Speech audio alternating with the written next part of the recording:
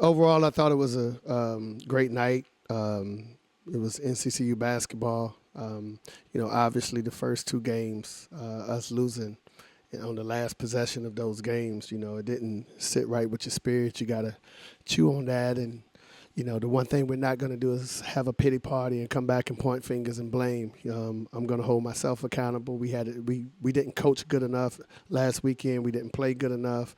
And anytime we achieve or underachieve, it's a collective. And tonight I just challenged the guys, like, look, number one, we got to take care of our home floor. MEAC wins are hard to come by.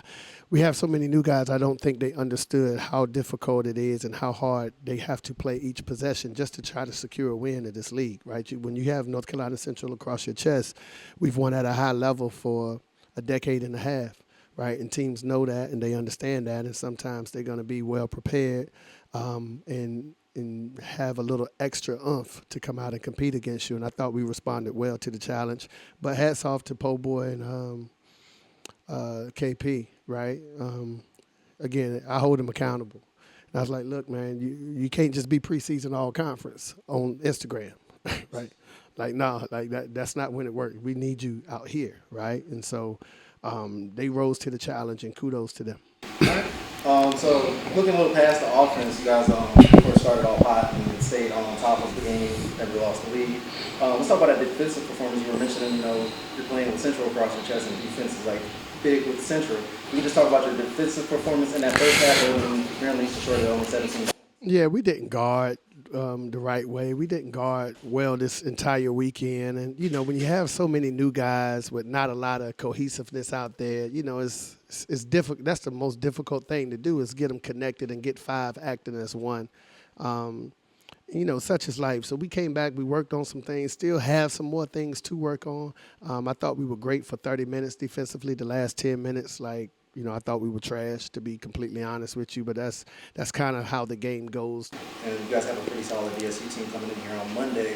What are you going to tell the team just to, one, shore up on that defensive prowess out on the court and continue to perform offensively? Yeah, it's tough, man. We got to go, break this film down and, man, don't get easier, right? Life in the MEAC is really difficult night in and night out, and we got a big physical team that's going to come in here. If I'm not mistaken, I don't know if they beat South Carolina State by one or so. I don't know. I don't want to miss. Yeah, I don't. Yeah, so, that's HBCU game day said they beat them by one, so I'm going to take their word because I trust in HBCU game day. But that's a big win for them to go into Orangeburg and play a really good team, a really solid team, a really physical team. So, we got to rest our bodies and come back and recalibrate and be ready.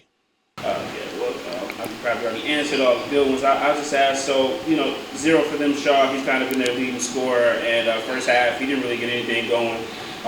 Were you guys kind of keying in on him to kind of making sure? Because it kind of seems like he ignites them. Yeah, absolutely. He's a really good player. We had to take it personal, man. I was just telling him before you came in that, and you guys known us for so long, defensively is where we always hung our hats. That's been a staple of just programming who we are. When you have so many new guys and you're trying to get them to buy in, it's almost like being Philip Drummond and having a house full of adopted kids and you're just trying to get them to buy into your rules and regulations of your house. And, man, it's so frustrating sometimes. But such is life in this NIL Porter era. We're just trying to get a complete unit to buy in on one end of the floor and have some pride in it. And tonight I thought they did a good job of that, right? Last weekend I didn't think we did a good job of it at all. So, kudos to them. I challenged them. I held them accountable, as I always do. I held myself accountable and the coaches accountable and just said, listen, we can't have a pity party. We got to come in here, lick our wounds, and get better. Obviously, Po Boy and Sean, those are guys that have been with you for a little while. But talk about the guy behind me, Carson. He had a solid game, scoring the ball, passing the ball. Let's talk about what he's added and what he's brought to the team for you guys as you guys play. Really a talented guy. He, it's his first year here, so he's kind of breaking some habits, right, to kind of fit the mold. And sometimes it's been frustrating for him, to say the least. But for the most part, he's been really productive. What I'm trying to teach him on every possession is time score situation. and just understanding and realizing that. Like this group of basketball players, in particular point guards, they don't have the responsibility of yesteryear, right? You always had no time score situation. Now they've been deemed as scoring point guards and all of these things where you don't have to think the game as much. And, you know, it kind of bit us in the butt last weekend, right? And so I told him he's good enough and he's going to be in those positions countless times, and I want him to master those positions when time score situations arise again, because it will, especially in a dogfight conference every night and every day.